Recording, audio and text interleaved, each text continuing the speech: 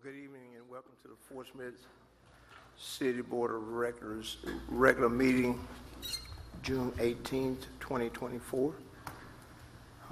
And as always, keep in mind these meetings are being televised live for our residents who cannot attend in person.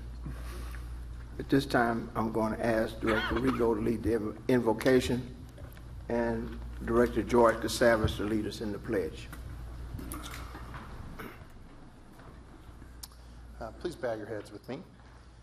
Lord, we just come here humbly and in a spirit of gratitude for the many blessings that you've showered upon our city. We pray for wisdom and guidance and patience and grace as we move through decisions with an eye towards the future. And we ask for your healing mercies to fall upon the people who need them most. Amen. Amen. I pledge allegiance to the flag of the United States of America and to the republic for which it stands, one nation, under God, indivisible, with liberty and justice for all. Thank you, gentlemen. Madam Clerk, if you would, please call the roll. Directors Rigo. Here. Good. Morton. Here. George Katsavas. Here. Christina Katsavas. Here. Settle. Here. Martin. Here. Okay, thank you very much. At this time, I'll ask if any board member has any item of business not already on the agenda. Mayor, I have a question. Your question? Question to Carl. Yes, sir. The animal shelter, the heat issue, has anything been done? Yeah, as I put in the email to everyone that 3 porta-coolers have been purchased and industrial fans have been purchased and donated. The dogs are okay. I mean, it is hot, but Yeah. Well, it was 100 degrees. That's what.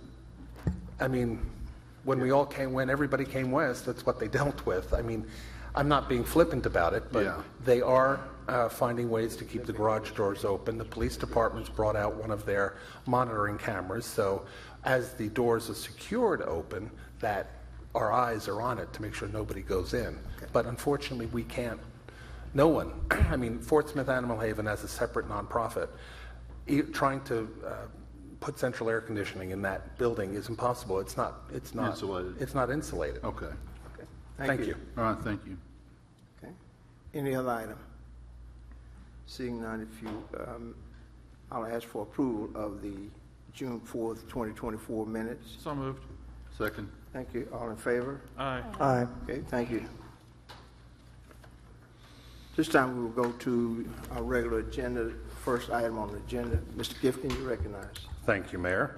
The first item on this evening's agenda are items regarding the Military Compatibility Area Overlay District, and there are 2 companion items. 1A is an ordinance amending the 2019 Unified Development Ordinance of the City of Fort Smith, which is the Military Compatibility Area Overlay District. 1B, if 1A passes, 1B is an ordinance repealing ordinance number 44-22 and ordinance number 88-23, reinstating the process of review and issuance of new residential housing building permits in a described area associated with the Fort Smith Regional Airport and for related purposes. Each will be handled separately, and Maggie Rice, our Director of Planning, will speak to this and answer any questions.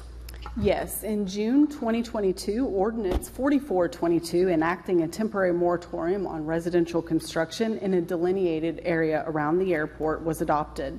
The moratorium was a proactive measure anticipating the impending decision regarding the new military mission.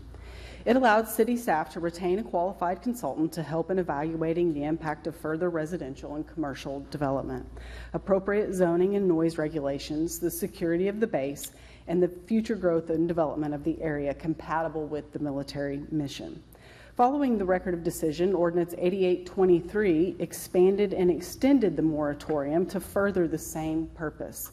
City administration is recommending approval of the enclosed MCAOD, or Military Compatibility Area Overlay District, as a result of the work of the consultant based on the consultant's knowledge, experience, and guidelines for locating military bases. Additionally, as Mr. Gefkin alluded to, there's a companion ordinance repealing the building moratorium. The MCAOD implements compatibility areas to protect the public health, safety, and welfare of the community while preserving the existing and future operational capabilities of the Fort Smith Regional Airport and Ebbing Air National Guard Base. There are 3 military compatibility areas: lighting MCA, the noise MCA, and security MCA. Some of the enhanced design standards in the MCAOD include the following. The lighting addresses issues within the runway buffer and prohibits the operation of searchlight, laser source lights, and similar high-intensity lights used for advertising purposes. The noise MCA addresses noise impact issues within the noise contours 65 dB DNL and higher, and requires new noise-sensitive land uses to meet minimum sound transmission class ratings for their correlating noise contour.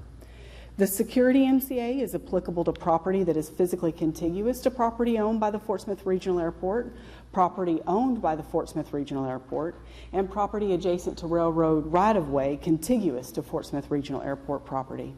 The security MCA addresses the following: creation of an airport buffer of 30 feet for all property with a shared boundary line of with Fort Smith Regional Airport property. Establishes maximum heights for structures of 35 feet above the established airfield elevation, which is 469 feet, and requires Board of Director approval for property sold, transferred, or developed to a foreign entity or its agent. 2 public input meetings regarding the MCAOD were held on April the 22nd and April 25th with several citizens in attendance. At the May 14th Planning Commission public hearing, the Planning Commission recommended denial of the proposed overlay with a vote of 3 in favor, 4 opposed, and 1 abstention. Following the June 4th board meeting, the outer boundary of the Military Compatibility Area Overlay District was reduced to the 3 MCA areas only. And this change is reflected in legislative format on the MCAOD that's included within your packet. Okay, thank you. Thank you very much, Maggie. At this time, Madam Clerk, is there anyone signed up to speak on this item? Yes, we do have 4 individuals, the first being Marion Driscoll, and each will have 2 minutes. Okay, and I'm going to ask everyone to please honor the protocol on the time. And if you need additional time, we can request permission from the board. I'll waive on this item. Okay, he's going to waive. Okay. Next, we have John Alford.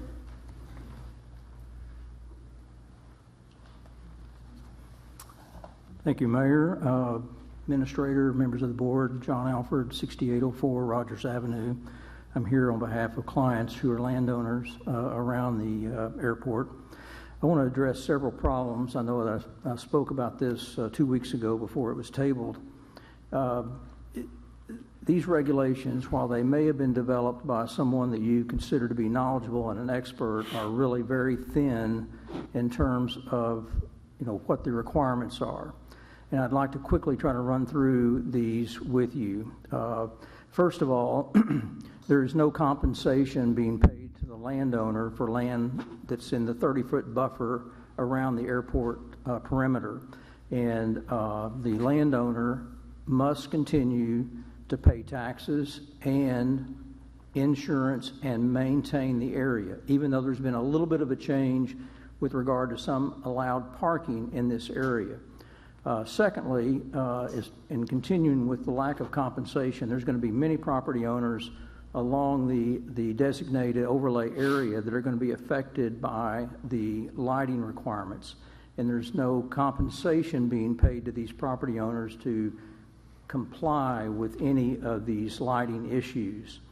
Also, it doesn't really address anything about what happens when a property owner's building is damaged.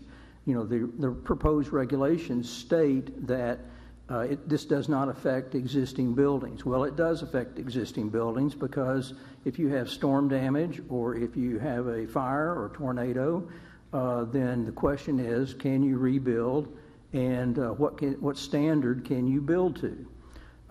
Then there's this area. If you'll look at Figure 3 of your proposed ordinance, there's this 1.5 mile noise awareness location, And I don't know, are realtors now required to notify people that they're in the noise awareness area? And what is the noise awareness area? I mean, if you go to the definitions of noise, this expert that the city hired basically defined sound as what you can hear. I don't know what that means. John, let me pause you for a moment. The 2 minutes has expired. What is the board's wishes? We're trying to follow the protocol. Without objection? Follow protocol. That's what I said. What? Follow protocol. I'd like to hear it. Okay. Let Director settle. I'm okay with a little bit extension. Okay. Okay. You may proceed. Go ahead. Thank you. And then going on to the provision about the security area for land around the airport, there's no procedures with regard to how this board will decide when property can be sold. And nothing about timing, how long it's going to take, what's going to have to be presented by a seller of land around the airport to get the board's approval to be able to sell their property. And again, I spoke to the issue of noise already. And again, the definitions, I mean, obviously you paid somebody to come up with some of these definitions that don't make any sense. And then finally, the height buffer. As I mentioned to you last week, or 2 weeks ago, the height buffer is basically the 35 feet, and that's going to depend on the location with regard to the runway and how the property elevations are. But, the height buffer of 35 feet is basically a 2-story apartment with a pitched roof. That's it. So you can't build any hotels. Some of the hotels that are being built on Phoenix now, they would not meet or be able to be built in this area. Other landowners around the airport are more negatively affected by this 35-foot height limitation. Thank you. Thank you very much. And I'm willing to answer any questions. Okay, thank you. Thank you, John. Next, we have Kim Ferguson. Hi, I think you guys may have already resolved this issue. Mine was the map. I guess the overlay district taking up the whole city of Fort Smith, and you guys have already taken care of that, I see. So that was what I wanted to address. Thank you very much. Thank you. Madam Clerk. Next, we have Rocky Walker.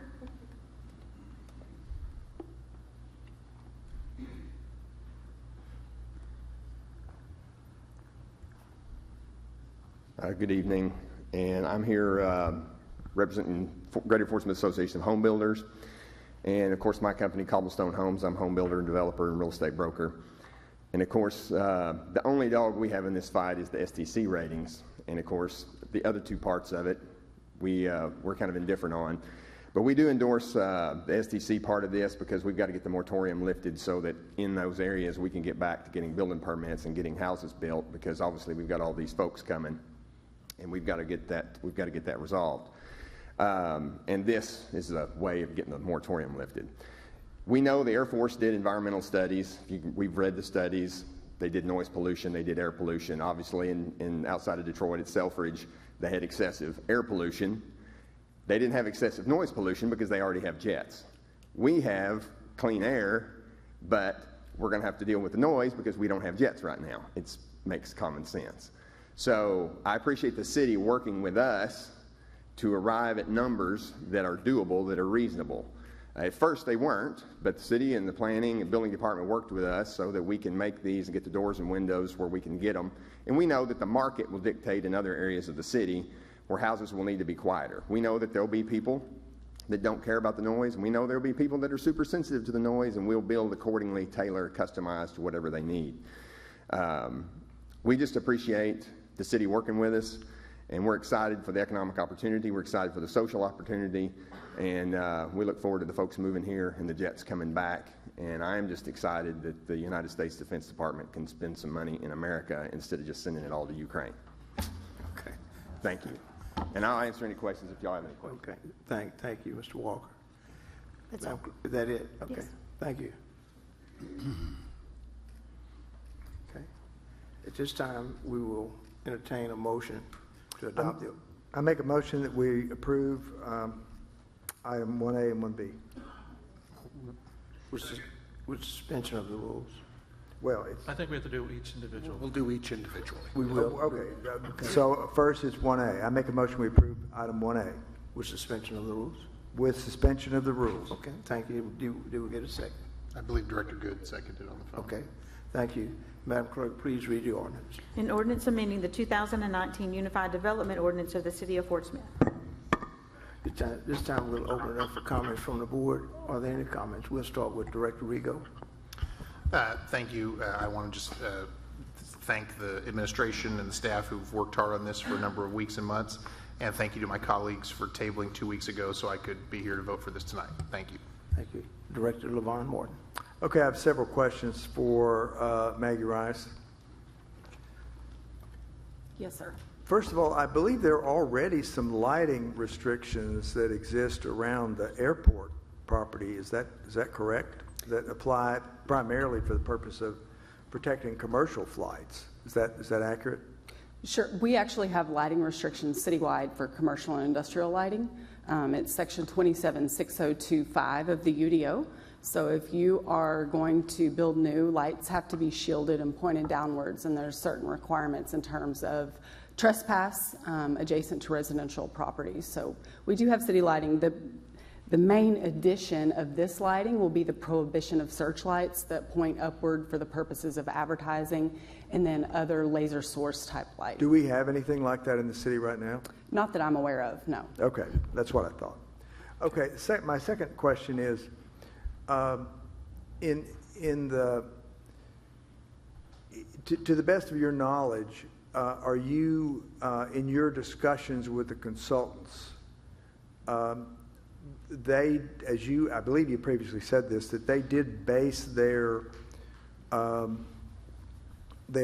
report on things they know that the military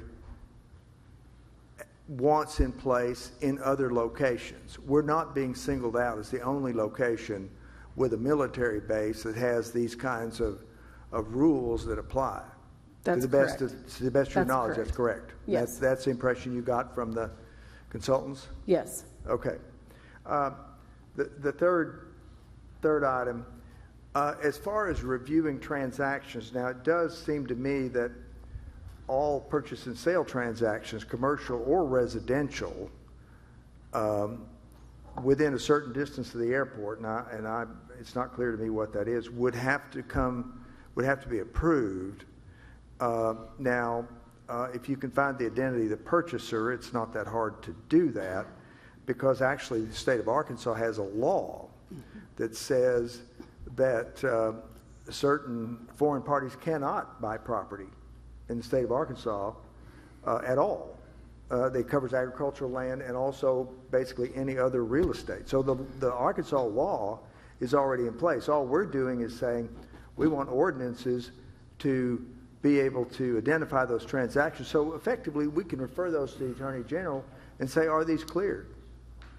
So, I mean, this restriction on foreign ownership is already there. We're just putting in place a city process to make sure we implement that with knowledge of what we're doing, as opposed to letting something happen that we really don't want to happen. And, the truth is, a good lawyer would file something with the Attorney General to notify the Attorney General of the foreign property owner. So part of our process would just be to ask whether something's been filed or not, and if not, to do our own review of is this a known party? Is this a party or an entity that we're aware of? And then if it's an entity we're not aware of, or a person, then I think we go to the Attorney General. And when we got there, I think we'd have established what we need to establish.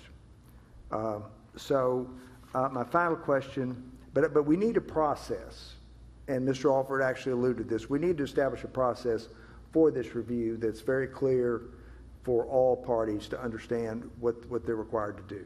And that would be all real estate professionals, as well as they could explain. The lawyers should know it automatically. but that they could talk with their clients about what was required and how that would be done. The final question I have is, I think the noise compatibility zone around the airport, not the awareness zone, covers 65 decibels and higher. Is that accurate? Yes, sir. Okay, that's all I have. Thank you. Director George Casavis. Maggie, Yes, sir. doesn't the Federal Aviation Administration already control the height and lighting around an airport? They do have requirements for height, yes, sir. That is So within- why are we proposing these requirements? Well, this would be a little bit different than what the FAA requires. This will help ensure the security of the mission, which is the reason for the height requirements here. Mm-hmm. And it's only applicable to property that's adjacent to Fort Smith Regional Airport property, et cetera. But they control the airspace from Barling all the way to Wheeler, is my understanding, which include height requirements, noise, this, that. Sure, we have an established runway buffer that is available on our GIS map. It's located on the maps in your packet as well. And within that, if you're building within that area, you have to have FAA approval That's right. to reach a certain height to make sure that whatever you're building is in compliance with their.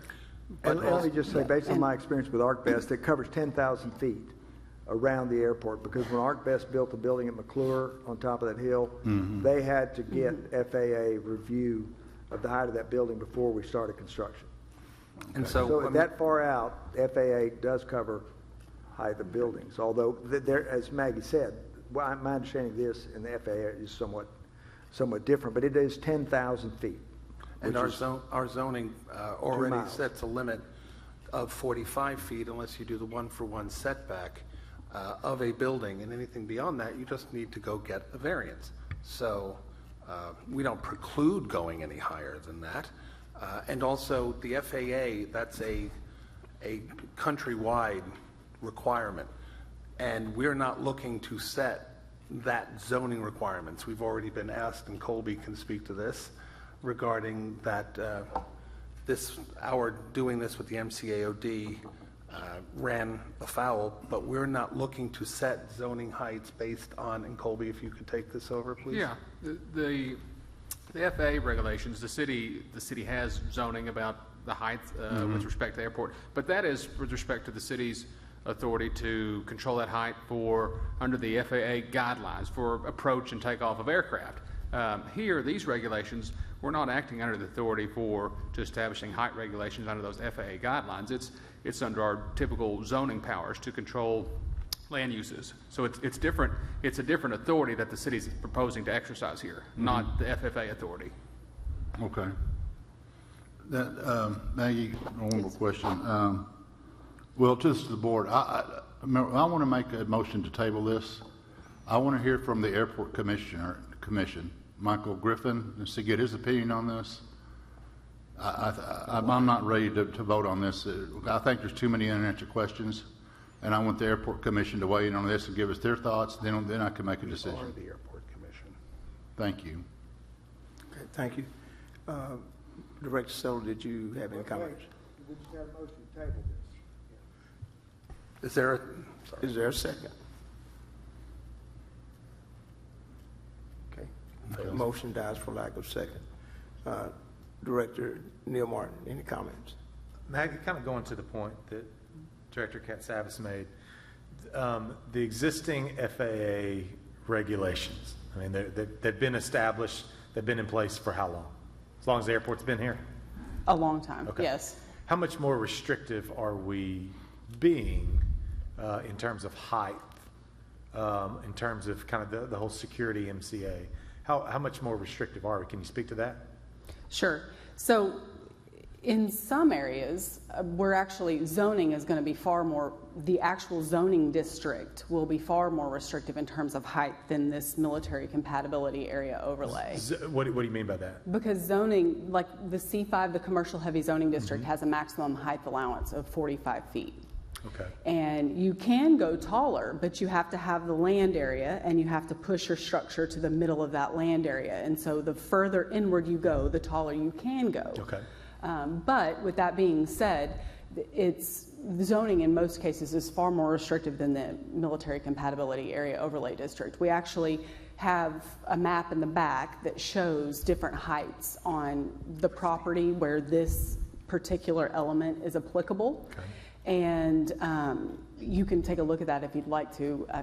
I don't have it in your packet, but those heights, for example, the property that's owned by the airport, there are 2 locations at Phoenix and 74th driving into the airport that would be suitable for hotels in the future should they choose to go there. And those at their elevation compared to the airfield elevation with the addition of 35 feet could build in excess of 70 feet in height. Okay. So this is not a blanket. No, it's not a one-size-fits-all. 30 feet. And There's you can't several- do anything higher. That's correct. That, Yes, sir. That's not the case. Correct. Okay. And also the FAA it's a slope, they go out. And along the sides of the runway, it's 7 to 1, correct? Yes, sir, I 7 feet believe up so. for every 1 foot over after the setback period. And did I hear you, I just want to make sure for the public, we talked about a variance. So someone could still apply for a variance and be in the area of a max height. They could get a variance and it could be approved by the Planning Commission. Yes, sir, just as they could with any other zoning requirement. Okay. This overlay will, if it's adopted, will end up in the zoning code, and they can seek relief through the zoning variance process. And we have variances fairly often. Monthly. Monthly. Every month. Goes to the Planning Commission. Sometimes they come to us. You will not ever see variances because Okay. they are acted upon by the Board of Zoning Adjustment, which is then appealed to court. Okay. But yes, Okay. When did you start meeting on this? Like, when did you start public meetings for this military overlay district? we had our first public meetings in April. In April of this year. Yes, sir.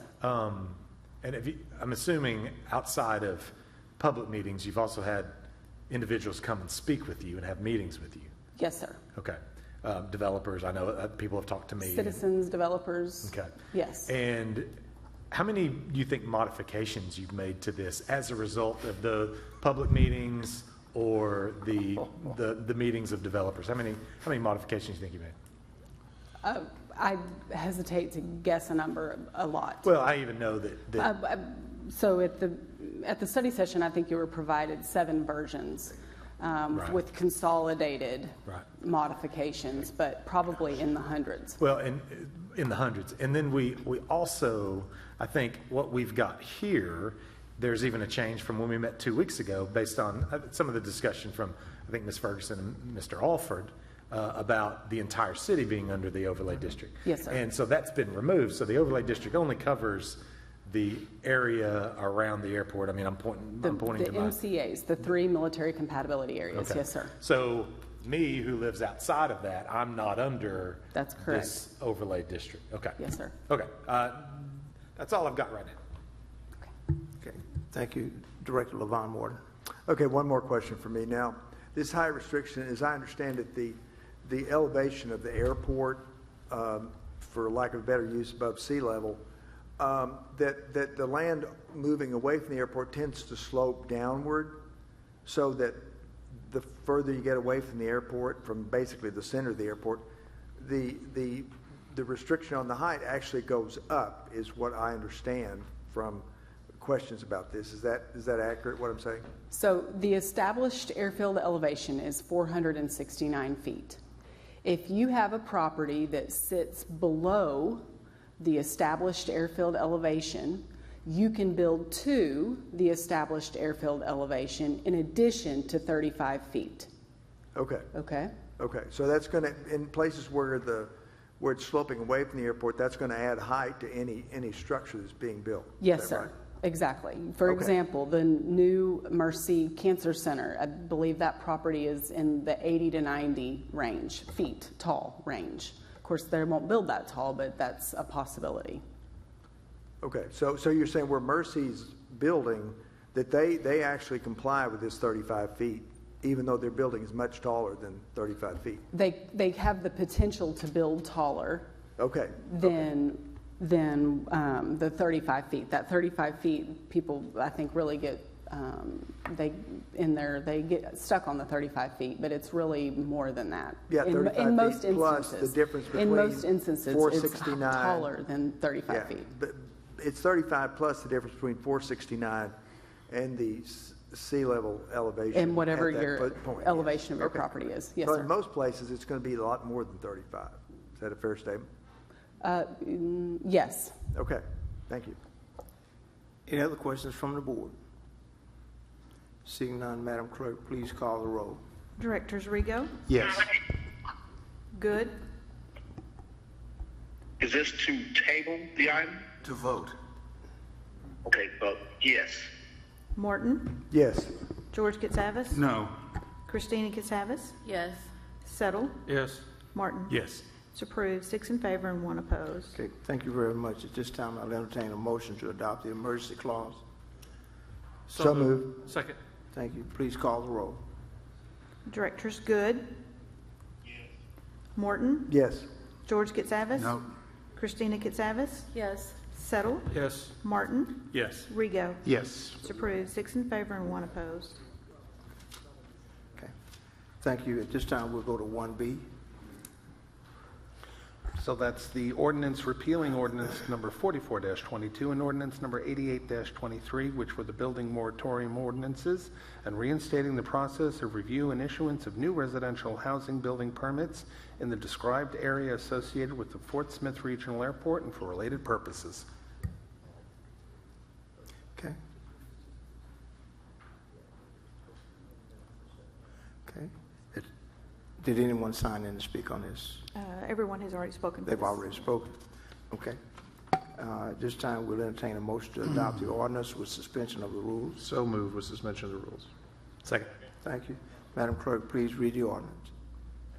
An ordinance repealing ordinance number 44-22 and ordinance number 88-23, reinstating the process of review and issuance of new residential housing building permits in described area associated with the Fort Smith Regional Airport and for related purposes. Okay, thank you. Are there any comments from the board? Seeing none, please call the roll. Directors Morton, Yes. George Katsavas, No. Christina Katsavas, Yes. Settle, Yes. Martin, Yes. Rigo, Yes. Good. Yes. It's approved, 6 in favor and 1 opposed. This time, we need a motion to adopt the emergency clause. So moved. Second. Thank you. Madam Clerk, please call the roll. Directors George Katsavas, No. Christina Katsavas, Yes. Settle, Yes. Martin, Yes. Rigo, Yes. Good, Yes. Morton. Yes. It's approved, 6 in favor and 1 opposed. Okay, thank you. At this time, we'll go to item number 2. Thank you, Mayor. The second item on this evening's agenda is a resolution authorizing disposition of improperly collected Arkansas gross receipts taxes on admissions to Parrot Island Water Park. This was tabled at to the June 18th regular meeting at the May 21st regular meeting. I'm going to actually call up Rick Coleman, president of American Resort Management, who's the management company that manages Parrot Island Water Park. And also, Rick, if you could introduce the people that you have with you. Good evening, everybody, and it's an honor to be in Fort Smith. And I'll say I've been coming here for 9 years. We've been your operating partner for 9 years since the water park opened. And this is the first time I've never been able to rent a car. Every single car was sold out at the airport 2 nights ago. So that's a great sign. With me tonight is Drew Peterson, general manager of Parrot Island Water Park, and Justin Brown, who's a recent addition to the ARM team. He's a senior vice president of project management. We just stole him for Universal Studios to help with the growth that's going on in the company. So that's who's with me right now. Thank you. And if you could go on further about tonight's agenda item. Yeah, sure. So, before I get to that agenda item, there's one thing I do want to share with you guys is that I've just spent the last 2 days at Parrot Island, and the regional asset is a beautiful asset. And it's been busy the last 2 days. It's been busy all summer. We're ahead of projections for this summer. Last year, we set an attendance record at 113,000. And if you go back to the original study written for this park, it was never projected to hit these kind of numbers. And it's been a positive, outside of COVID, the year of COVID, it's been a positive cash flow every single year. And so we're really proud. We've been proud to be your operating partner for many years, since the opening day. In 2021, we switched POS softwares, which is the system that you sell your tickets through, your reservations, your tickets, and it's your cash register. A little bit more, complicated with all kinds of tracking, and we're able to see what our sales mix are and marketing pieces and all that. But we made a change in 21 for a better software that was going to help us with future growth. In doing so, the general manager at the time, who's no longer with us, there was an error in the settings of the setup of the original system. And so, whereas we were excluded when we opened the park 9 years ago, there was an ask of the state that we would not have to collect one of the taxes that is normally charged to make this more affordable for the citizens of Fort Smith and the greater region. And in 21, when we changed the software and set up this system, it came to light later on that we were starting to collect that tax. And that tax collected for a period of time, and it's been sitting on a balance sheet. We have the full fund, the funds are in the account. They've been in the account since we discovered it. And this came to light. I added a senior vice president last year of administrative services, and he was doing contract administration. And so we were going through all of our contracts and just making sure that we were, everything looked good. All the balance sheets looked good. All the contracts looked good. And he called me one day and he said, hey, we may have to take a look here at Parrot Island. And so we sat down and we looked at it, and we realized that for a period of time we'd been collecting a tax that didn't necessarily need to be collected.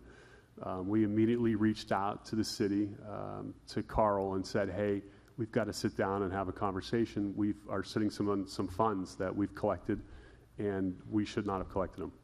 And so since that time, you're going to say, well, how's it not going to happen again? Well, I hired the person that found it, and we have a process in place that's doing contract administration every year. The scenario here is that we receive an invoice from the city that says, here are the sales taxes that you're remitting, and we reimburse it. And during that time, we were coming out of COVID. There was a delay in some of the invoices we were getting, and with the new software, it was a perfect storm. And it took a bit of time to catch, but when we did catch it, we brought it forth, and we are now looking to participate in helping find a resolution of how these funds can get back to those who want to claim them. Okay, thank you very much. Are there any other citizens signed up to speak, Madam Clerk? None indicating. Okay, at this time we'll entertain a motion to adopt the resolution. So moved. Second. Thank you. This time we'll entertain comments from board members. Any questions or comments? And I've while got that goes forward, the county has already passed theirs, the quorum court. Okay, very good. Director LaVon Morton. Okay, what I would say is, of the things that can go wrong, and there are many, and businesses make mistakes. The companies I work for made mistakes. It happens. And when you find a mistake, you do what your company did. You let whoever's affected know, and you try to correct it.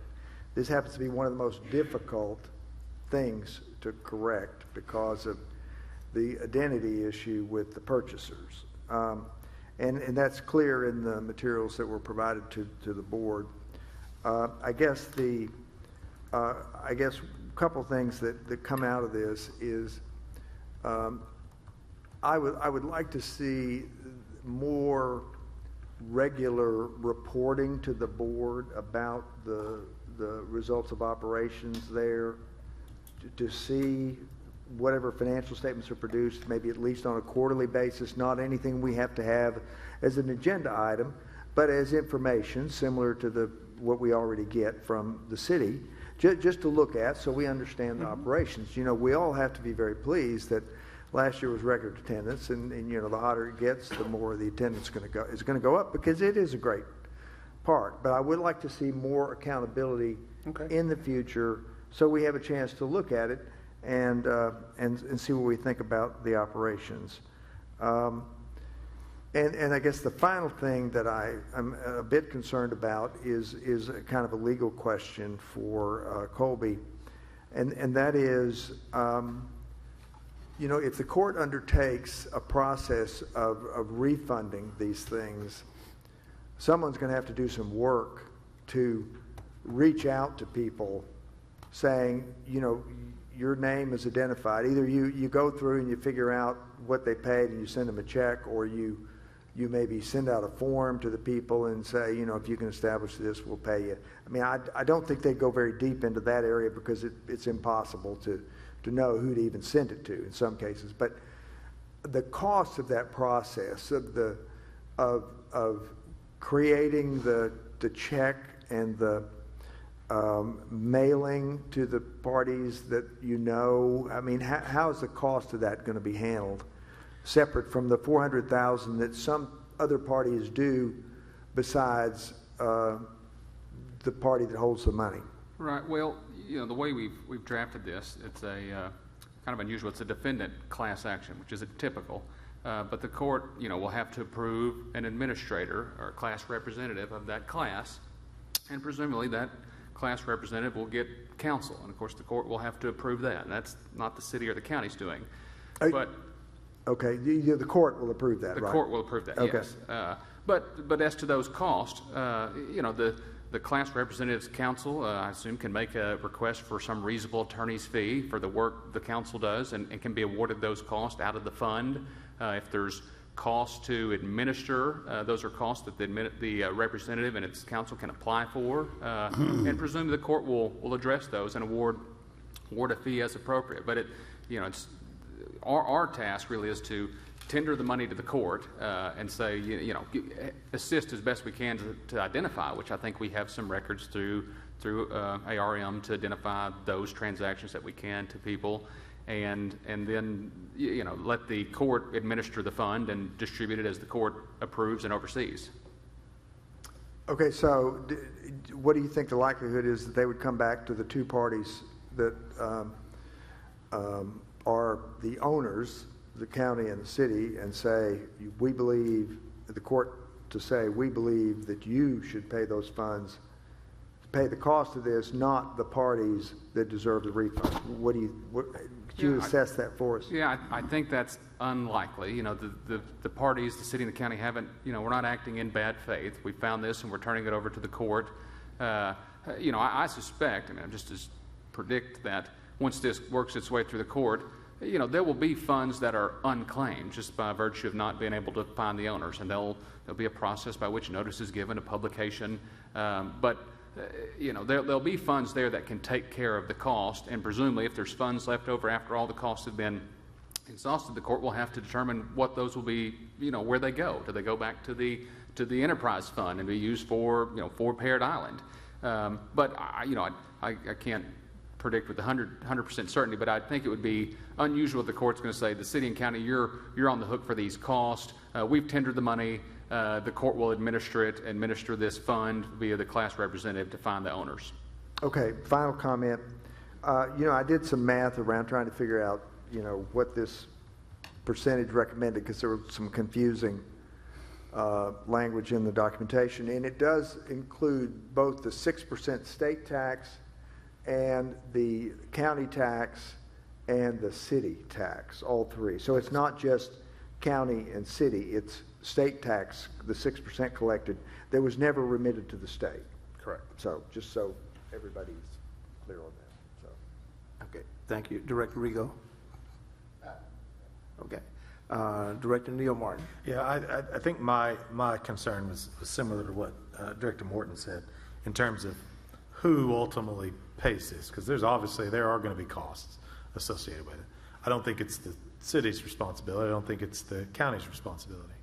I think it would ultimately be on ARM to pay for that if whatever that comes to be. So I don't know if there's something we need to do now, or do we need to determine what the court decides before we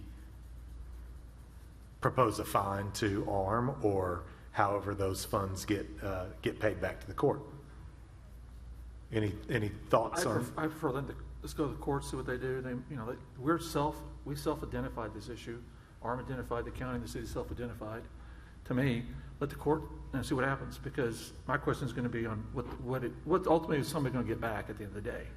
You know, so I'll wait till I get to my turn, but that's where I'm going to go. Well, I mean, it's ultimately not what people get back. It's the cost of doing the work, and I don't know what that's going to end up being. But if they are able to remit 95% of the money, and there's $10,000 left over, and $10,000 doesn't cover the cost of the court, we've got to figure out where that comes from. So if we are okay waiting until the court makes a decision, I'm okay with that. But we've got to make sure that we're appropriate parties are paying for the mistake and where the mistake lied. Can I have one comment, Mr. Captain, Mr. Mayor? Yes. Presumably, if the costs are going to be assessed, I would stand by that. Those costs will come off the top of the fund, and the best case scenario is, let's say all the potential claimants, the thousands of them, are identified. I mean, that's not going to happen. But if they were, the cost would come off the top, and then the pro rata share would go to the claimants. You don't get your 100%, you get 93% because the costs were come off the top. So I think that's how that would work out in the scenario where all the claimants are identified. Okay, thank you for that explanation. Director Settle, did you have any further comments? Yes, I did. Mr. Coleman, this is really only on emissions and season pass, is that correct? It is only on emission activity, and so for a day pass, it's $1.89, and if you were buying a 4-pack of our highest level of season passes, it's $25.65. And of the people that need to be notified, the season pass holders are the ones we have the most information on. In fact, overwhelmingly, we have all the season pass holder information. Okay, so just to let you know, you can keep my sales tax on my season passes. I'll remit it back to the Parrot Island until I'll use it for future stuff. So Okay, thank you. Director Levon Moore. I guess my comment is the class action things I've seen, the fees are always a lot higher than you think they're going to be. So we need to bear that in mind. I think we absolutely have to do that. So that's my opinion, and my vote's going to be for that. So I don't think we have a choice. So, yeah. Go ahead, Carl. Thank you, Mayor. You're right, but that's normally the way. I think we've all gotten notifications that the award was X, but then less fees and costs Y, and Y is what is determined to be distributed to the plaintiffs, and that they did report it to us, and we did discuss it thoroughly. And of course, then we had an election, so we needed to bring a new county judge up to speed on this, and we made that joint decision. And I know ARM has provided the information as much as they have from their records to identify those people that are owed.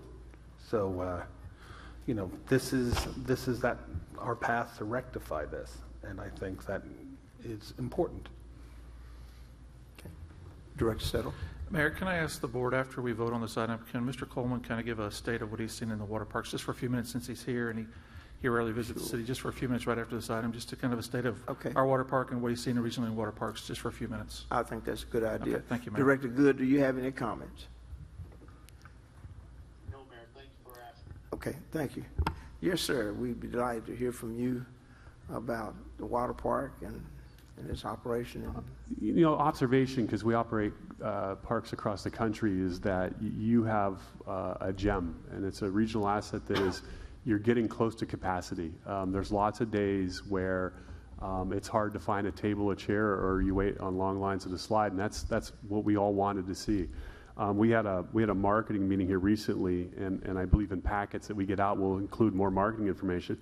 But usage of the water park last year included 32% from Northwest Arkansas, 15% from the Little Rock area, 30% from the River Valley, and 23% that was the greater Oklahoma City area.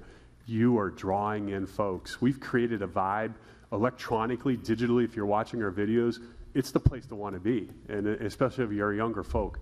And so the facility's got a great spin-off economic impact, and it's exciting. It's 9 years old. It's hitting 10 years next year.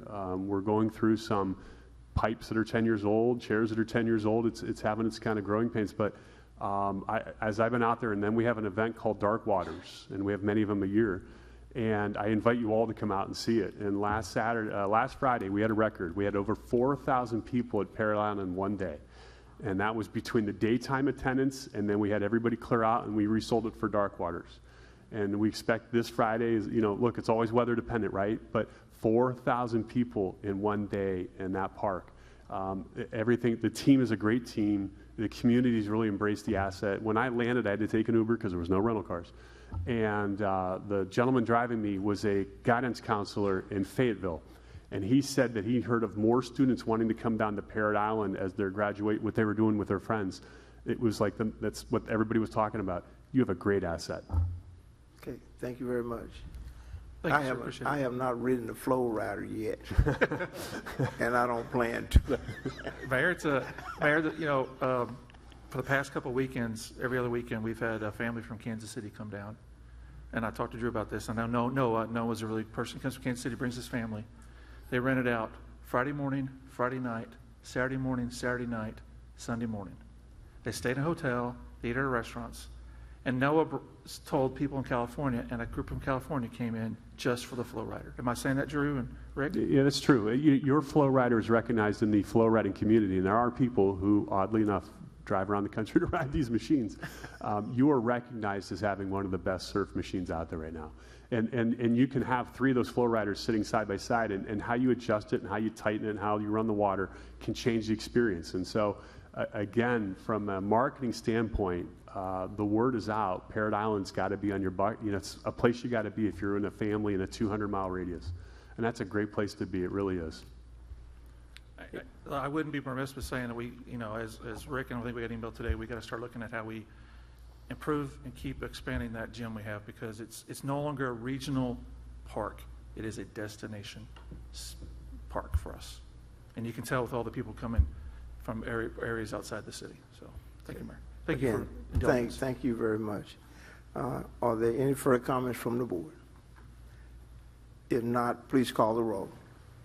Directors Christina Getsavis, Yes. Settle, Yes. Martin, Yes. Rigo, Yes. Good, Yes. Morton, Yes. George Getsavis. Yes. It's approved, 7 in favor and 0 opposed. Thank you. We'll go to item 3. Thank you, Mayor. The third item on this evening's agenda are items regarding replacement of HVAC equipment at the Fort Smith Senior Activity Center at 2700 Cavanaugh Road. Item 3A is an ordinance amending the 2024 operating budget and authorizing the appropriation of unobligated general funds for the replacement of HVAC equipment at the Fort Smith Senior Center. And item 3B is an ordinance declaring an exceptional situation and waiving the requirements of competitive bidding for the replacement of HVAC system at the city-owned facility at 2700 Cavanaugh Road, known as the Fort Smith Senior Activity Center. And I will ask our Deputy City Administrator, Jeff Dingman, to speak to this and answer any questions. Thank you, Mr. Gefkin. The 2024 budget included $100,000 for this project. The low quote for this project is indicated by the materials in your packet, reflect a price of $114,427.50. Therefore, we're requesting an appropriation of the $14,427.50 to cover the entire cost of the project. In addition, there's an ordinance declaring exceptional situation and waiving the formal process for competitive bidding on the project. The evaluation of the system started as looking at it to repair the system, and got into it until we have the quotes available to us, and we're into the hot summer season. So time is of the essence to get this system working. In addition to that, another component that is dependent on the HVAC system working appropriately is the fire system. If you'll remember, we did a project late in the year last year that kind of extended into 24 to upgrade the fire alarm system. That system itself is dependent on this system working correctly. So, okay. Thank you very much. Are there any citizens' comments, Madam Clerk? None indicating. Okay. We need a motion to adopt the ordinance, including items 3A and 3B. So moved. Second. Thank you. Any comments from the board? Director Neil Martin. Just one quick question. Jeff, I know I emailed you about this, but are major building systems in the lease agreement defined out? They are. They include the HVAC system, the plumbing, electrical, the major and the structural issues in terms of the roof. Is there a certain dollar amount associated, or just? No, sir. Okay, but like minor upkeep of the facility, maybe something's broken. It's not a major system. Who covers that? The senior center does, and they have historically, and I think it's referenced in the document as normal wear and tear type of maintenance. The center itself budgets for and covers. Okay, thank you. Thank you. Any other questions? Yes. Thank you, Mayor, for allowing me to make this comment. Actually, former director Tracy Penartz, that we all may remember, contacted me today, and as in true Tracy fashion, decided to chew me out a little bit, but that was Tracy. That is Tracy, because she does go and attend probably around twice a week at the senior center, and she was commenting on how warm it was, and of course Tracy's one for taking action, and so she did, and I confirmed with her later on that when I spoke with Jeff, that yes, this is on this evening's agenda, so it is very timely. Thank you. Thank you. And that is one of our real assets that meets the needs of many of our citizens, senior citizens. Director LaVon Morton. Well, the only thing I would say is, in light of the time of the year we're looking at this, we need to move very promptly. I mean, it's end of June, and July and August and September, it's going to be really hot. So, okay. Thank you. If there are no further comments, please call the roll. Director Settle, Yes. Martin, Yes. Rigo, Yeah. Good, Yes. Morton, yes. George Katsavas. Yes. Christina Katsavas. Yes. It's approved, 7 in favor and 0 opposed. Item 4. Thank you, Mayor. The fourth item on this evening's agenda is a resolution authorizing the mayor to execute change order number 2 with McKee Utility Contractors, Inc. for Basin 10 and 14 capacity improvements, Scheduled 1. And our Director of Water Utilities, Lance McAvoy, will speak to this and answer any questions. Good evening. This is Basin 10 and 14. Some of you actually visited this site while it was under construction. We actually came in a little under budget. If you look at, I believe it's page 58, it kind of gives a project summary that shows overall, even with the change orders, we came in about $69,740.83. This change order is to basically reduce the budget. This was paid by ARPA funds. The additional funds that we are saving from this project will go to another consent decree project that is also being funded by ARPA. The only other aspect is we did add 2 days. The majority of the delay dealt with site restoration at Martin Luther King Park with the basketball court. There was an extreme lead time on getting the lighting in, the poles and the lights that had to be replaced. Okay. Thank you. Madam Clerk, are there any citizens' comments? We only have Larry Yancey to answer questions. Okay, thanks for being here, Mr. Yancey. This time we'll entertain a motion to adopt a resolution. So moved. Second. Thank you. Comments from the board. LaVon Morton. Okay, well, this was a great project. I will say that this was a great project, and you can see, and this relates more to item 5 than 4, but there's a great map on page 67 that shows this project. And I guess my question is, since 4 and 5 are kind of related, the red dots are the manholes? Yes. Is that correct? Yes. So there were a lot of manholes on this, and I understand a lot of them were overflowing. Is that correct? We had, I believe there were 3 in that area that over a 3-year period constituted over 1 million gallons and 22 different separate. 22 separate from 20 to 22. So from 2020 to 2022, there were over 22 sanitary sewer overflows on that line. And since this has been finished, how many have there been? 0. 0. Okay. The other thing that is really excellent in your report is the photograph at the top of page 72 is really a good photograph. I'll just say that. So, That's all I have. Who's in that picture? Thank you. Any other comments from the board? Madam Clerk, please call the roll. Directors Martin, Yes. Rigo, Yes. Good, Yes. Morton, Yes. George Katsavas. Christina Katsavas. Yes. Settle. Yes. It's approved, 7 in favor and 0 opposed. We'll go to 5. Thank you, Mayor. The fifth item on this evening's agenda is a resolution accepting the project as complete and authorizing final payment to McKee Utility Contractors for the Basin 10 and 14 capacity improvements, Schedule 1. And again, Lance will speak to this and answer any questions.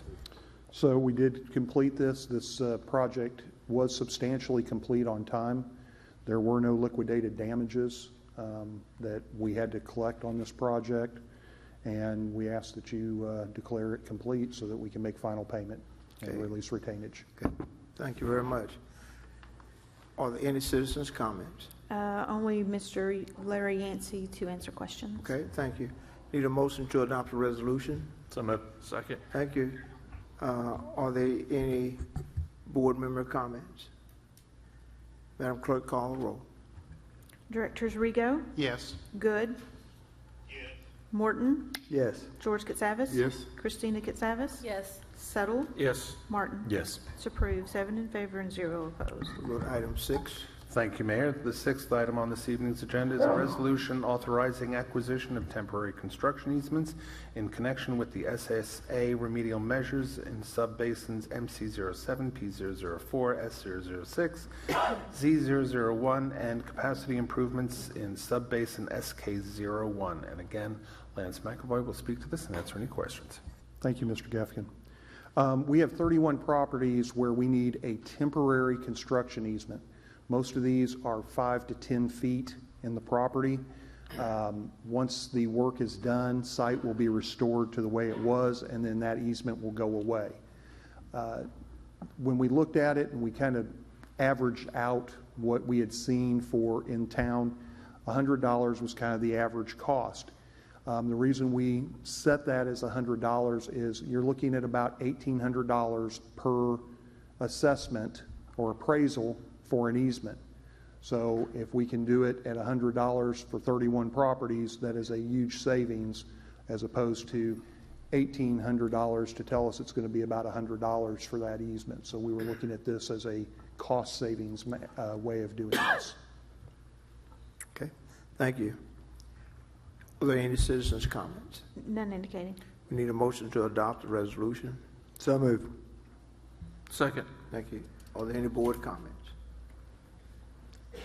Director LaVon Morton. So as I understand it, this is really just access. You just need access for a short period of time to be able to work on a utility in the area, and it's for the time you're working on it. Then when you leave, That's it. you won't need, in theory, you won't need access again Right. unless there's a line break or something. We're renting the property, if you will. Okay, It's a thank you. $100 rental. Okay, thank you. If there are no further comments, please call the roll. Directors Good, Yes. Morton, Yes. George Katsavas. Yes. Christina Katsavas. Yes. Settle. Yes. Martin. Yes. Rigo. Yes. It's approved, 7 in favor and 0 opposed. This time we've reached our consent agenda. Mr. Gifkin, you're recognized. Thank you, Mayor. On this evening's agenda, on the consent agenda, there are 10 items. Item 7A is a resolution authorizing the acquisition of real property interests as part of the Flooded Residents Buyout Program. Item 7B is a resolution authorizing change order number 2 for the 2020 drainage improvements Phase C. Item 7C is a resolution accepting completion of and authorizing final payment for the 2020 drainage improvements Phase C. Item 7D is a resolution accepting completion of and authorizing final payment for the 2023 street overlays reconstruction Phase B. Item 7E is resolution authorizing the mayor to execute amendment number 1 with McClellan Consultant Engineers Incorporated for the alleyway rehabilitation project. Item 7F is a resolution authorizing acquisition of waterline easements in connection with the Lake Fort Smith Water Transmission Line Phase 3 project. Item 7G is an ordinance declaring an exceptional situation, waiving the requirement of competitive bidding, and authorizing the mayor to execute a proposal with Crawford Construction for replacement of the east filter number 3 at the Lake Fort Smith Water Treatment Plant. Item 7H is a resolution authorizing the mayor to execute a proposal from A1 LED Inc. for replacement procurement of LED retrofit lighting for the Fort Smith Police Department headquarters. Item 7I is a resolution authorizing the execution of a non-residential solid waste collection and disposal permit and agreement with WW Roloff Inc., or LLC. Item 7J is a resolution authorizing the purchase of 2 Ford Transit high roof conversion extended vans for the Transit Department. Okay, thank you very much.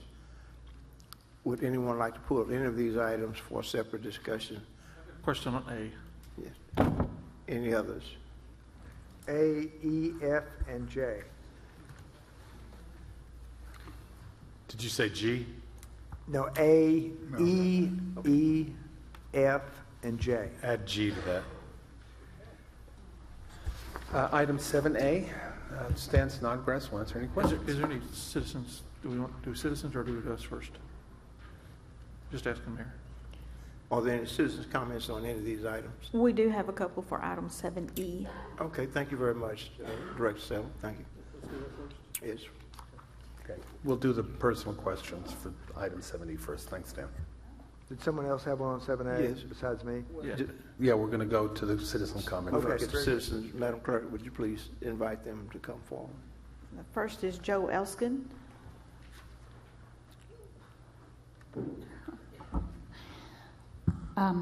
Joe Elskin, 5700 Hartscrabble Way. I wanted to speak for the alleyway rehabilitation project. But to me, this is a valuable, small but valuable beginning in making Fort Smith attractive to industry and to young professionals who prioritize sustainability. So everything that you do to make Fort Smith look like it's prioritizing sustainability, I think is going to attract these people. I also want to encourage the board to support, projects like this, and to support more work on sustainability. The Hope Enterprises won $93 million, and they are figuring out what to do with it, and Fort Smith can benefit from that if we have the manpower to reach out and do that. Also, there's a $10 million community change grant that would help Fort Smith a great deal. So I really want the board to look to putting manpower on these opportunities. I'd like for my federal dollars to be spent in Fort Smith. All right. If all my brave speakers weren't out of town, you'd have a line up here. But thank you for your support. Thank you, Madam Clerk. Next, we have Herbert McGill.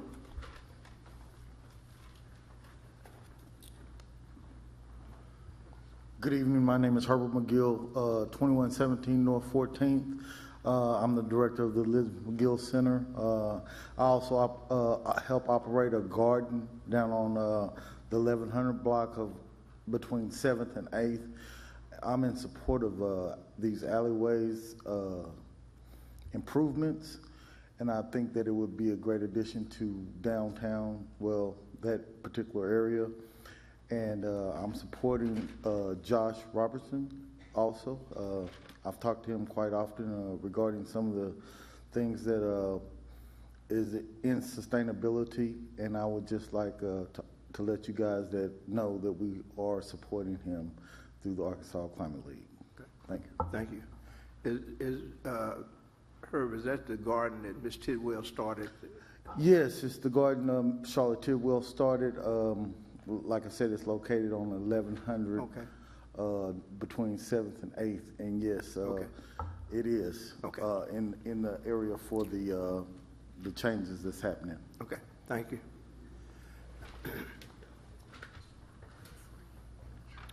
Next, we have Chris Morris, just to answer questions. Okay, thank you. Okay. Item A? Now we'll go on to 7A. Okay. Stan? Stan, I looked at this. Is the basement was flooding on this property? Is that what it is? Yes, and it's not from groundwater, it's from backing up on the south side of the property. If you look on page 85, you can see the water line, and you can see the relation to that. Yeah, is that in the basement? Yes, it's like a split basement. About half of the property is below grade, and the other half is above. If you look on the appraisal, the back of the property, which is the facing to the south, this is on page 94. I see it. There's 5 steps. Yep. That go from the existing ground. The back of the property is considerably lower than the front, and what happens is there is a grossly undersized storm drain in the alley back behind this property in between the one that we purchased that does not accommodate the flows, and it ponds in this area, and it is ponded up above the window and is seeped into the basement multiple times. Can you maybe supply the board kind of where the water's coming from? Because I didn't see any creeks in this area. I hear the pond pilling, and we got an undersized issue, but where's all the water running? Can you maybe just do a pencil diagram or something? It's the upper reaches of May Branch. It runs into the system, and then it runs all the way down. Okay. And comes in at like 13th and North O Street. If we own both properties, are we going to kind of build a retention area, or what are we looking at doing here? That's the intent. If we can get enough to assimilate it, we would do some sort of detention basin. Okay, thank you. Director Neil Martin. Stan, so far this year, we've allocated about $2.5 million for property purchase. I think $2 million came from a FEMA grant. That's correct. So that leaves probably about maybe $700,000 that we spent. Now I know, and that's just based on my rough math, but I know that we were allocating like $500,000 or $450,000, $500,000. Are we okay in the fund that purchases these homes in terms of dollars? Yes, we will carry, like we do with most projects. Some were under, some were over. For example, we've got 2 projects tonight that we're filing for construction. The combined total were probably close to $400,000 under. So throughout the year, we may be over, maybe under, shift them around. Okay, I just wanted to make sure that we were good. The dollars were getting big. I knew we had the grant, the $2 million grant, which kind of offset that a little bit, but I knew we were potentially getting close. So, all right, thank you. Director Lavon Morton. I did drive by this property this afternoon. It's pretty easy to see how water would get into this property. I mean, basically the street and the property are level with each other, and there's no place really for the water to go. And once that storm drain gets full, it's just going to come right back up into that area. And I'll bet if you drive over there when it rains, there's water in the street in that area, because it is lower, clearly lower than the surrounding property. So I'm satisfied that this is a necessary purchase. So, thank you, Director Rigo. Thank you, Mayor. Carl, as we begin to see, please make sure to remember to let us know when changes are made, when actual progress is made on some of these properties that are being purchased up through the program. So as structures get taken down and they get into the green space mode, just kind of keep us posted as that progress is made. Thank you. Sure. Next item is 7E, and resolution authorizing the mayor to execute change order number 1 with McClelland Consultant Engineers, and Joshua Robertson will answer any questions. Director Lavon Morton. Okay, so I looked at this, and as I read this, we're talking about 5 alleyways, and this is only the design cost. And I was a little surprised that it was this much. And so I'd like some discussion on that and really what the source of the money is. Is this something coming out of the city general fund, or where does it come from? I can speak to the funding source, and I'll bring up Chris Morris from McClelland to kind of speak on the project. So the funding for this design is coming from the Climate Pollution Reduction Grant planning funds that we were awarded this last year. And those funds were to support the initiative for us to then apply for the Climate Pollution Reduction Grant implementation application. And so in that application is the alleyway rehab project. And if we do not have that design completed, and if we are awarded the funding, then we'll be behind. And so we were awarded $440,000 in planning funds through the state Office of Energy and Environment. And so we're using the majority of those funds for this project to have the design ready amongst the other projects that we have in that implementation application. Okay, did you say 40 or 400? 440,000. Okay, so it's going to cover the cost of this project. Correct. Okay, so are these city-owned alleyways? City-owned They're alleyways. used for what right now? Mainly, they're just used for utility access, for water utilities, and then electric. But again, a lot of these, and this is Michael's project.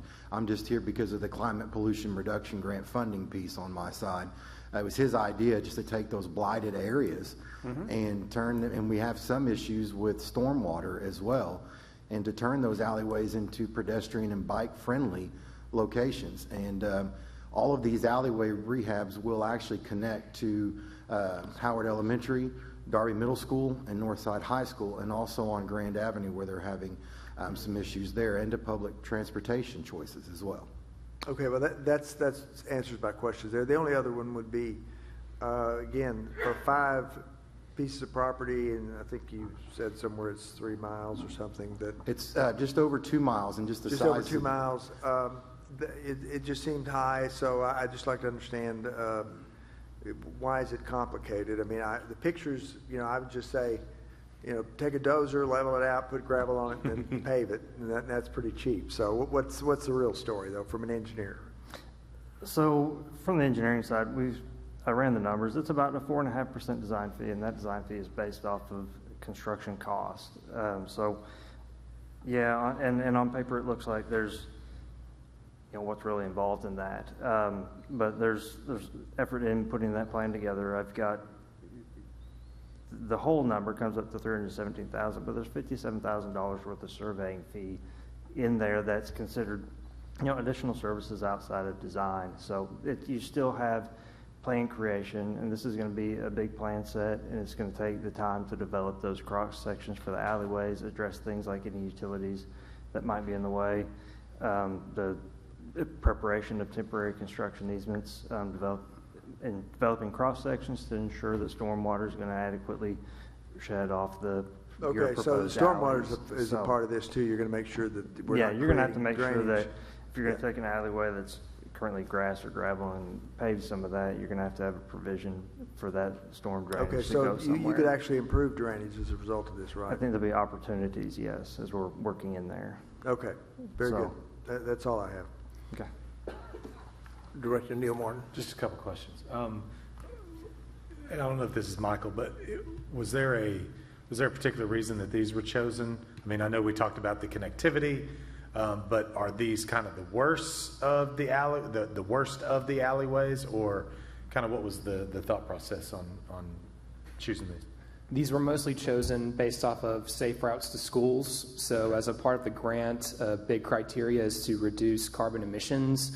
And so if we're able to take cars out of the pickup and drop-off lines and allow for a safer built environment for students to be able to walk to school or bike to school. So we have 5 schools, Tillis, Howard, Darby, Northside, and the future school at the school. Does it have any connectivity to future trails and greenways as well, or is it just primarily schools? This will also help to develop the greater mobility network as well. Okay, very good. So what are we expecting it to look like here after?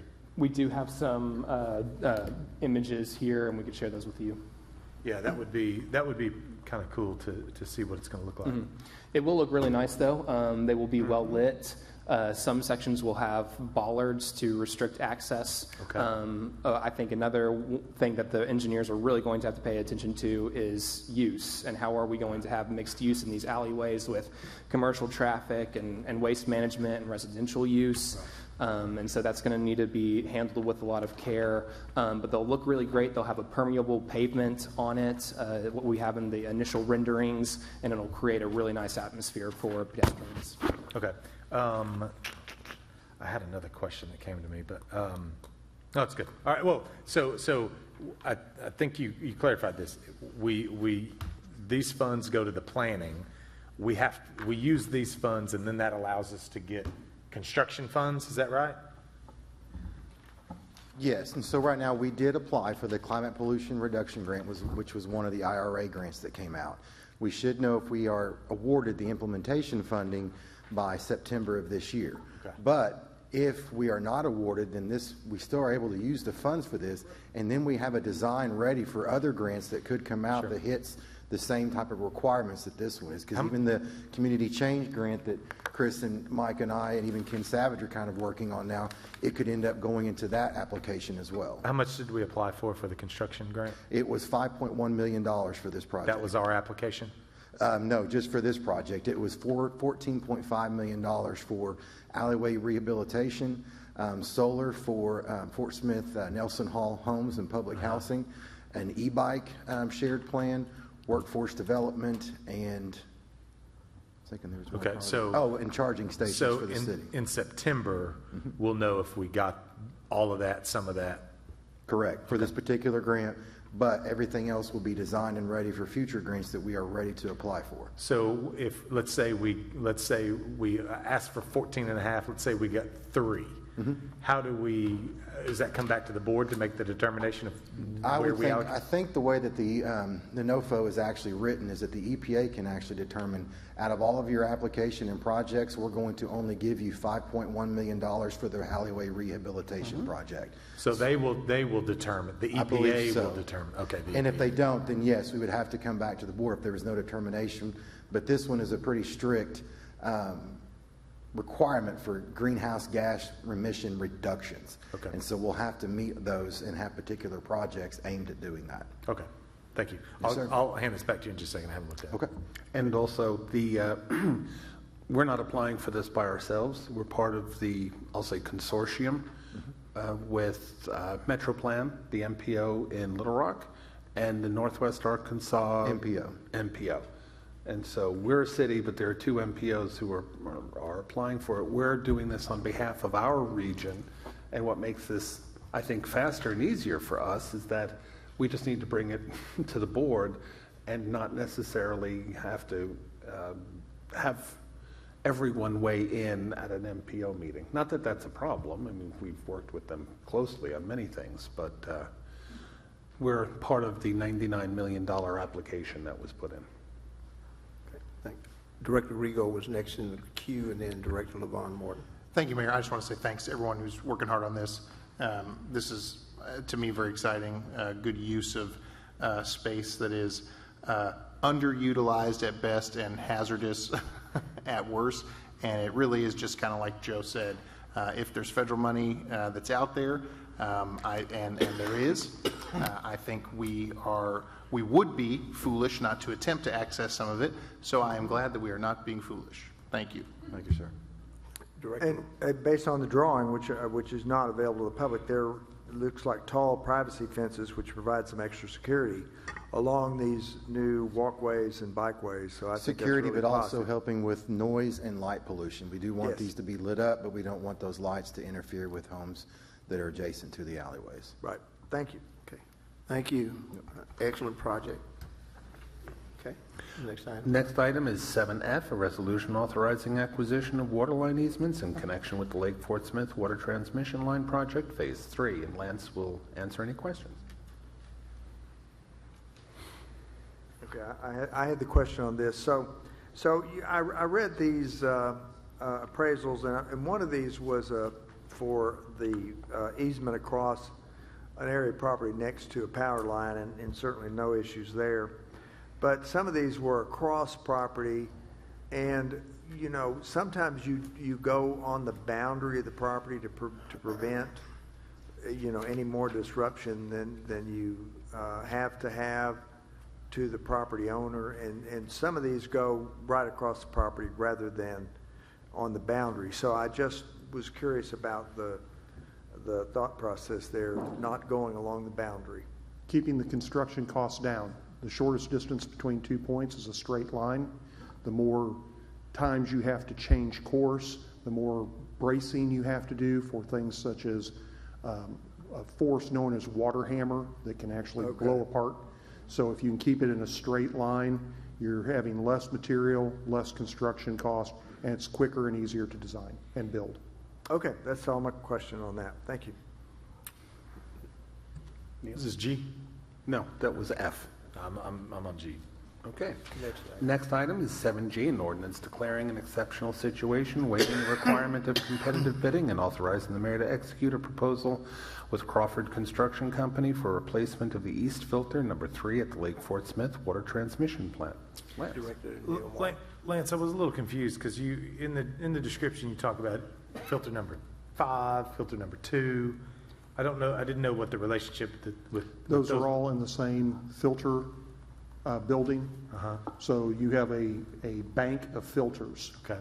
And in this case, filter 3 can have an impact on how those other filters in adjacent to it can operate. Okay. So we're trying to get this replaced as quickly as possible so that it doesn't have a negative impact on several things. One being the other filters, the other being on water production as we get into the hotter months. The way I understood it, though, is filter 2 and 5 wasn't opening either. 3, 2, and 5, neither. But we have fixed those. You fixed 2 and 5.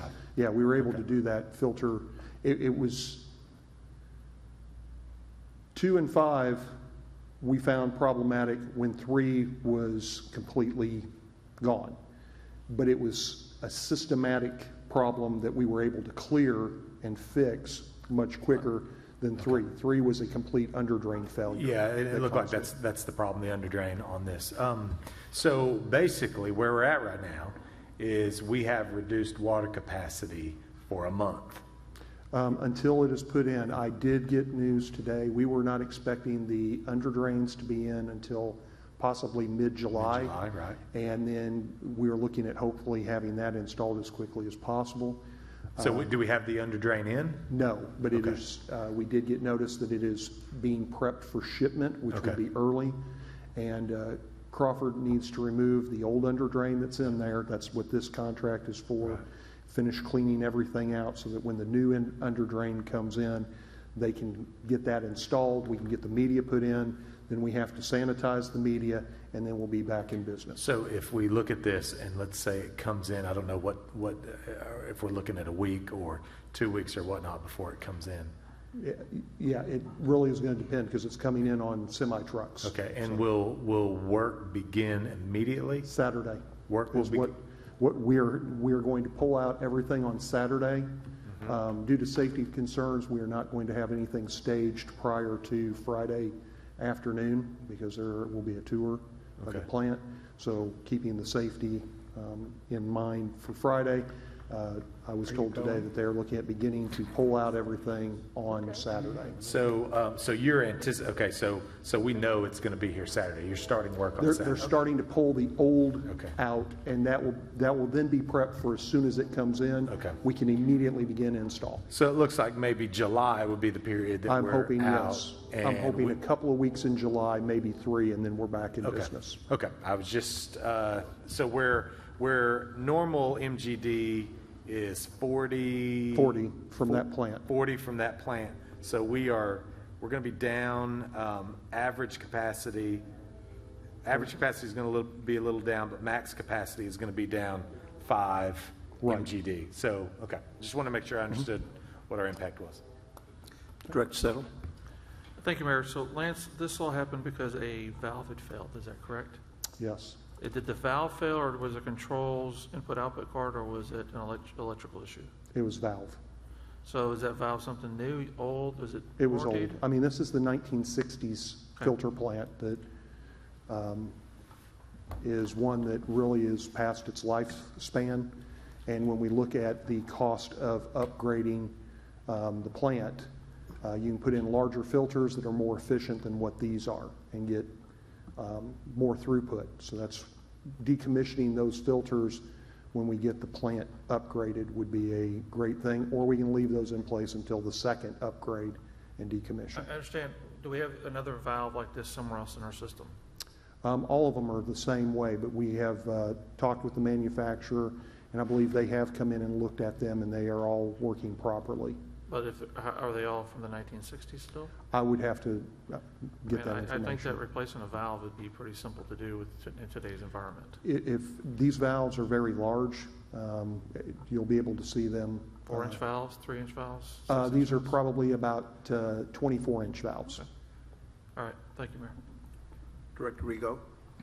Thank you. I understand, it's being worked and you guys are moving as, safely and as rapidly as you can with the variables and, all that. But what is the practical expectation on the user end as far as, looking at a 5 million gallon a day decrease in the hottest, driest time of the year? What are some things people should anticipate, not be alarmed about, but potentially anticipate while we're getting this fixed? At this time, everything will proceed as normal. If we do run into an issue where we can't produce enough water to meet the demand, we would request an emergency phase 1 water conservation. That not only impacts the citizens, and that's where you change your watering during the day, but that also impacts our contract water users. All the contract water users that we have, including Van Buren and Barling, if we go into any phase of water conservation, they are required to follow suit with an equal phase of water conservation or greater. So if we begin having problems keeping our tanks inside the city filled, we can ask for phase 1 from administration and the board, and if that is approved, then put that in place, and then I can send that out to our contract water users. And we can then monitor how much water is used, and if they exceed that, we can actually hit them with a surcharge. Understood. Well, know you're working on it as quick as you can and appreciate the effort by everyone that's going to be working hard in the very, very hot conditions to repair this. Thank you. Thank you. Lance, what does that look like? I'm the layman out here, and you tell me, Mayor, you got to go to phase 1. Well, what am I supposed to do? So that would be, you could only water if you're in I believe it's every other day, and if your number of your house is an odd number, you would water on odd days. If it's an even number, you could water on even days. And we always ask people to do that in the evening instead of the hot part of the day because you have less evaporation. So it actually is better for your grass. It doesn't burn it up as quick. And we also ask that, if possible, to monitor that. Don't just turn it on and leave it running. Don't get me wrong, I love the revenue, but when we are faced with a situation like this, I also need to make sure that the supply is there for everyone to use. Okay. So in essence, no hardship. Okay. Correct. Any other questions on that item? Okay, thank you. Thank you. Very good. Next and last item is 7J, a resolution authorizing the purchase of 2 Ford Transit high roof conversion extended vans for the Transit Department. And Ken Savage, our Transit Director, will answer any questions. Okay, my question on this one, Ken, was the memo talks about that these are needed for demand response service. So I was curious, so give me an idea of the circumstance where these would be required. Okay, so demand response is our curb-to-curb service for passengers that can't quite access the fixed route services, and they may have a disability, or they may live or travel outside the fixed route network, and so that's where these are used. They're a scheduled service. Okay, and these are, it says in the item that they're 80% reimbursed by the federal government. That's correct. Okay, very good. That's all I had. Thank you. This is an amazing service, and people really appreciate it. Ken. Yeah. They do. Okay. With that, I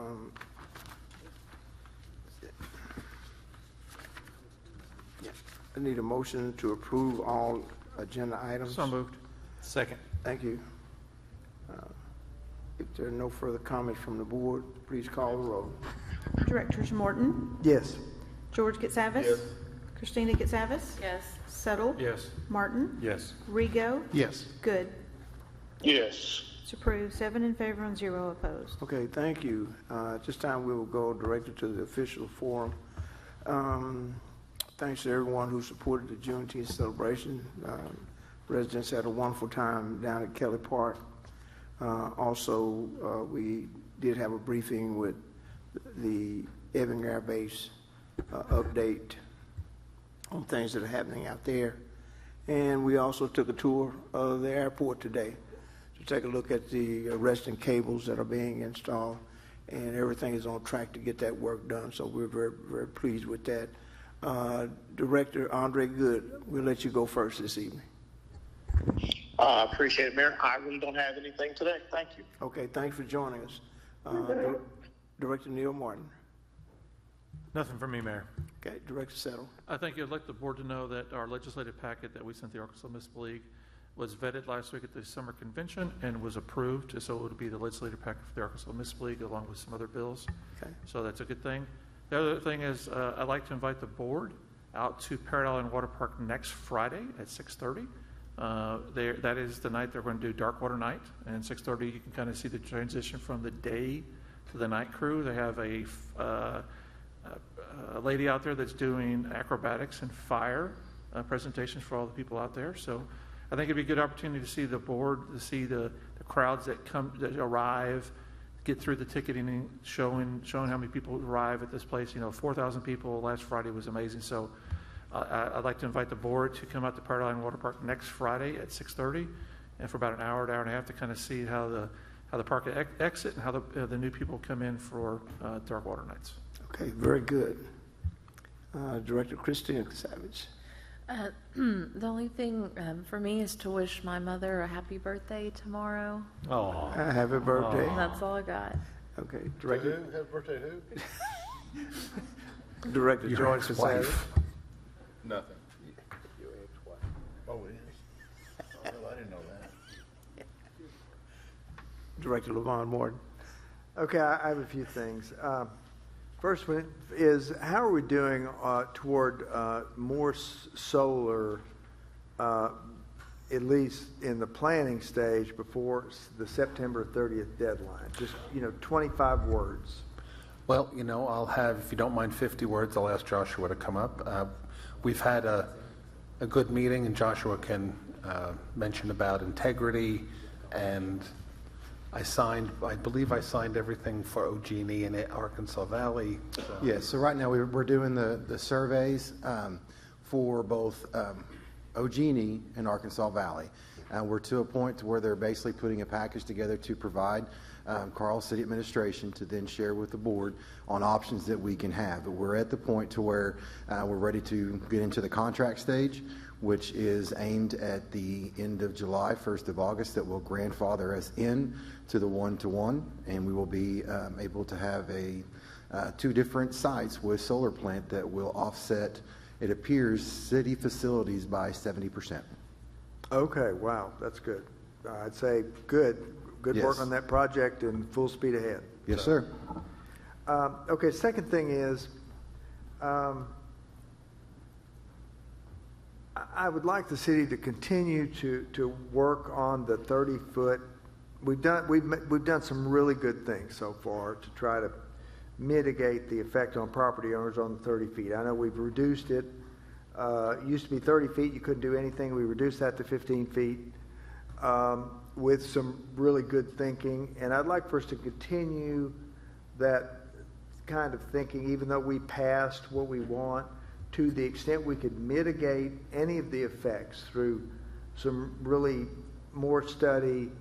I'd like for us to spend the time to do that, to try to help the property owners to the extent that we can. Good. And I realize that none of the people who spoke are here, but I just think the city does need to do that, and there are some ideas that you might come up with. So my third and final item is that I would like to add, and I don't know if Andy Richards is here tonight or not, but He just left. I would like to add to the packet that's produced for the board every quarter that basically contains, updated financial statements, not audited financial statements or unaudited, but it's good information for us to know as we move through the year on receipts and expenditures.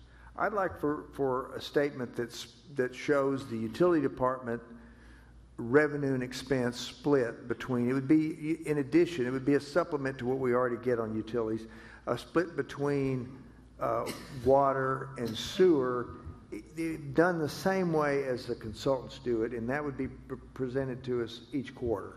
I think we've got to do that in a lot of different. I'm in agreement with you, but in a lot of different ways, we've got to see water and sewer broken out.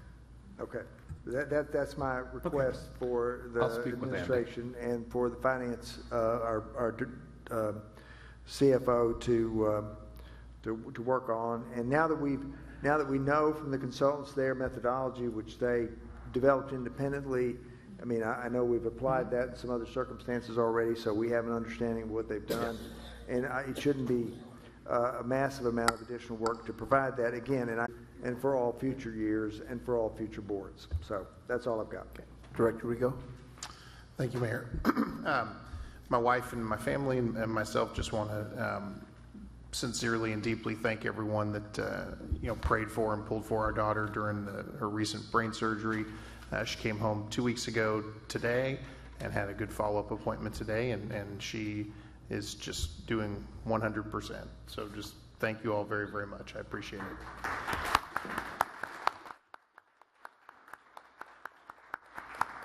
And one other fun item before I turn this over to the administrator. If you want to have some fun, come out to UAFS baseball field tomorrow night. The Marshals are back in town, and I'm going to be throwing out the first pitch. Now, you need to come out and watch that. Mr. Gifkin, you're recognized. Thank you, Mayor. Let me just get on my first page. This is a notification, and Sherry Guard will be putting out a notification formally that the Board of Directors will be touring the Lake Fort Smith and Lee Creek reservoirs on Friday. We'll be leaving Friday morning, going up to Lee Creek, going up to Lake Fort Smith, at which point Utilities Department will make a presentation, and then once that is completed, we will be going to Lee Creek. And there's only 3 directors that are going, so there would not be a quorum in order to call a special study session. So we will just put out notification, and because without a quorum, there's no way to hold a meeting. Sherry, do you have something you'd like to say? Or Colby? They're looking at each other. I know, they're looking at each other. Will there be a presentation during the lunchtime? Lance? Just speak for me. It's, What was the question? will there be a presentation during lunch? We have 3 directors that are going. So we will be showing how and it will be a demonstration on how a jar test is done, and there will be a slideshow that shows pictures from when the original dam was done in the 1930s. That will be the extent of what, and then there will be pizza. You say pictures about the original dam? Yes, from 1930s. Okay, well, so, I mean, that's easy to post to the website. Yes, and no, it's 100 and something, it's like 200 that's fine. pictures. We can still do it. There's also, I mean, that's not deliberative or informational in nature going to a future decision. I'm fine with it. Director Rico. Oh, I just have a separate topic I forgot to mention. Sorry. So, Thank you, Lance. And lastly, city offices are closed tomorrow for the Juneteenth holiday. Director Rigo? thank you. And this, sorry to be another scheduling impediment. So I saw on the pending list that July 9th, I think, is currently slated, the Tuesday, July 9th, for the vote on the water rate increases, or the water rate adjustment. I obviously want to participate in that. Mm-hmm. So what are some other options? I mean, even potentially like a Thursday of that week. I'm driving back from Montana that day, and I do not believe I will be into Fort Smith very late Tuesday night. But then I'm, here the rest of the month. So I can't participate in the Tuesday the 9th meeting. So could some options be Options include, as you've mentioned, a special meeting on Thursday, or holding a special meeting before the study session on the 16th. I wouldn't quite recommend that, but Thursday the 11th. So I don't know if that means like moving the entire meeting from Tuesday to Thursday, or if that means moving that topic to Thursday. I mean, that is at the pleasure of the board. Sherry, do you have something you'd like to say? If you move a regularly scheduled meeting, that can only be done by ordinance. I think we just call a special meeting for that one item. That's fair enough. So recommendation for director, Sherry? For a special meeting on the 11th? For a special meeting on July 11th for the sole purpose. I'm a yes on that. yes. Okay, we need 2 more. I'll be here to have a meeting. Right. That's all that it is. Yeah. I'm good with that. Directors Martin, Settle, Norton, and Rigo. Thank very you all. much. I'm sorry I didn't mention that earlier. No, Thank you. now's the time.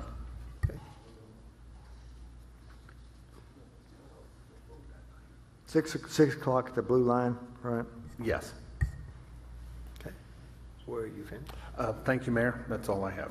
Okay, thank you. At this time, we're going to go into executive session, and we will convene to consider appointments to the following. Appointments to the Community Development Advisory Committee, appointment to the Fort Smith Municipal Employees Benevolence Fund Board of Advisors, appointment to the Planning Commission, to the Sebastian County Regional Solid Waste Management Board, and to the Sales Tax Review Committee. A quick question for Carl. The blight the blight discussion was moved from a previous study session, is now rescheduled 25th. for 25th. next Next week. week. Okay. Okay, Next thank you. week. Let's Okay. go very do good. this.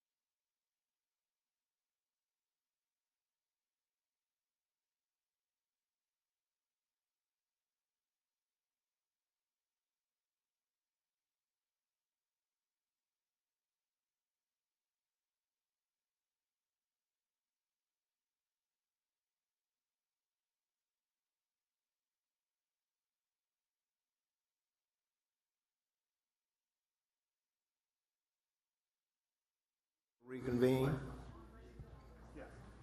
Okay, hold on. Okay. Just one moment. We're going to tally these votes.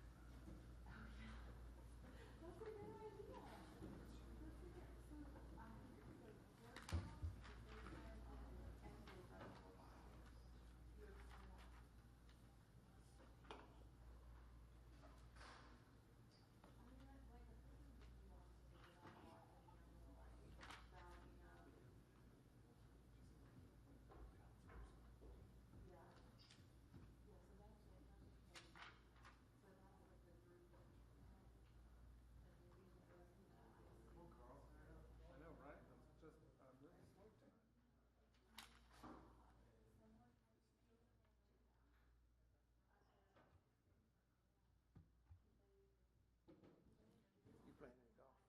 Not really. You ain't played any lately? No. Not since those tournaments I haven't played any. You haven't? You played good. Yeah, I don't know, man. I just I can't get my irons to work. Look, you got to play more, man. No. That's the deal. That's the deal, isn't it? Yeah.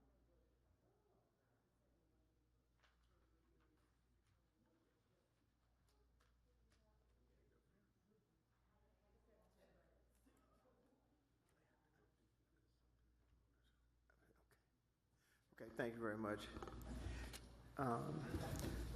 The appointments are as follows. To the Community Development Advisory Committee, Ms. Ashley Ross, Mr. James Farmer. To the Fort Smith Municipal Employees Benevolent Fund Board of Advisors, Bradley Marion. To the Planning Commission, Ms. Vicki Newton. To the Sales Tax Review Committee, Judith McWilliams. Wilcoxon. Ms. Judith Wilcoxon. And to the Sebastian County Regional Solid Waste Management Board, Ms. Debbie Jones. This time, entertain a motion to accept all appointments. So moved. Second. Thank you. All in favor? Aye. Thank you very much. This time, we entertain a motion to adjourn. So moved. Thank Second. you. Thank you. All in favor? Aye.